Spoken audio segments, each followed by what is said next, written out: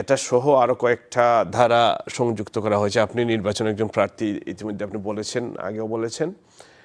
তো গণপ্রতিনিধিত্ব আদেশের গেজেটে বলা হচ্ছে যে জোটবদ্ধভাবে নির্বাচন করলে ছোট দলগুলা যার যার প্রতীক নিয়ে নির্বাচন করতে পারবে, যে কোনো দল যার দলীয় প্রতীক, নিজেদের দলীয় প্রতীক নিয়ে। এটা আপনি কেমন মনে করেন?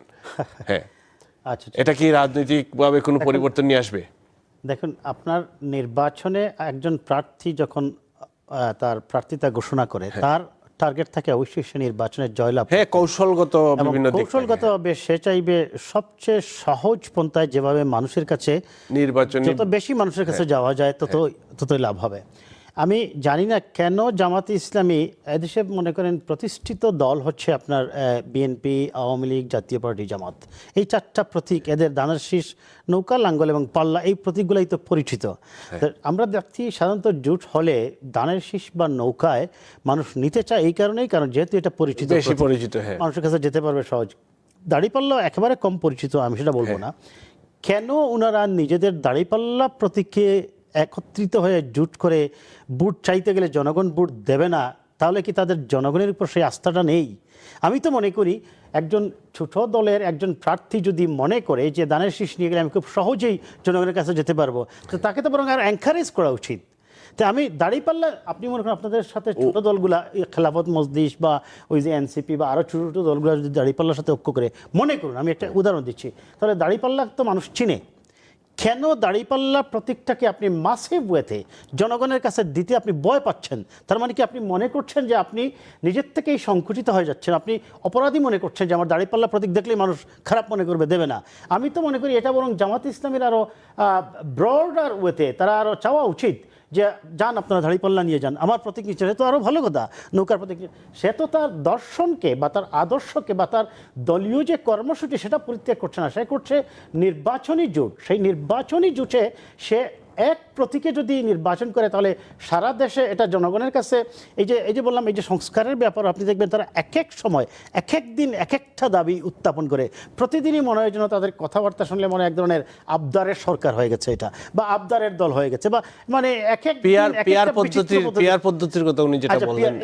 এইখানে দেখেন, আমি আপনাকে বলি, দেখুন, উনি একটা কথা বলছেন, আমি এটা নোট করছি অবশ্যই ওনার কথার সময়, যে পিয়ার করলেই উনি বলছেন যে বা মানে উনি এইটাই বুঝাতে চেয়েছেন, আমার কাছে মনে হয়েছে, যদি আমি বুঝে থাকি, যে এই যে মনে করেন সন্ত্রাস বা এইটা ওইটা বন্ধ হয়ে যাবে। দেখুন, পিয়ার স্বৈরাচারের আপনি কেন মনে করছেন যে পিয়ার সিস্টেম, এই যে কোন পদ্ধতিতে একজন এমপি নির্বাচিত হবে এইটার দিকে আপনি মনে করতেছেন যে, যদি মনে করেন, আমি লেটস সে ফর এক্সাম্পল, জামাতে ইসলামী হয়তো হার্ডলি 8 to 10% ভোট বা খুব বেশি হলে 12% ভোট পেতে পারে মনে করে। আচ্ছা, সেটা দিয়ে আমরা দেখবো, পাইতে পারেন আপনারা বেশি। উনি একটা প্রেডিকশন বলছেন, এটা হ্যাঁ, I am giving you an example. 10% ভোট পাইলে তারা হয়তো বা 30টা আসন পেয়ে যেতে পারে। বাট যদি ইন জেনারেল এখন ইলেকশন হয়, আমি মনে করি না এই ট্রেডিশনাল ওয়েতে জামাত 30টা আসন পাবে। আমার আপনি মনে করতে পারেন, আপনার বক্তব্য, আপনার ইয়েস। এখন তাহলে পিয়ার হলে যেটা মূল কথা হচ্ছে যে আপনি কয়েকটা আসন বেশি পাচ্ছেন, তাহলে আপনি জনগণের উপর ভরসা না রেখে আপনার সমর্থন বাড়ান, বুঠার বাড়ান, জনগণের কাছে যান। আপনি সিস্টেমে এক পদ্ধতিতে নির্বাচন হয়, এই পিয়ারের যে অসুবিধাগুলো আমরা কিন্তু ব্যাখ্যা করেছি অনেকবার, অনেক বড় discussion, it's a regular explanation actually. So আপনি সিস্টেম পরিবর্তন করে যে সিস্টেমে আপনার জন্য এখন কিছু আসন পেতে সুবিধা হয়ে যাচ্ছে বা আসন বেড়ে যাচ্ছে, আপনি ওইটার পক্ষে যুক্তি দেখাচ্ছেন। আপনি কথা বলবেন সন্ত্রাসের বিপক্ষে, দুর্নীতির বিপক্ষে, আপনি আসন সংখ্যা বাড়াতে আপনি একবার বলছেন আপনার প্রতীক নিয়ে যেতে আপনি বাধা দিচ্ছেন, মানে বাধা দিচ্ছেন বলবো না, মানে বলছেন যে জোটের প্রার্থী বিরোধিতা করছেন, দিতে পারবেন না কেন?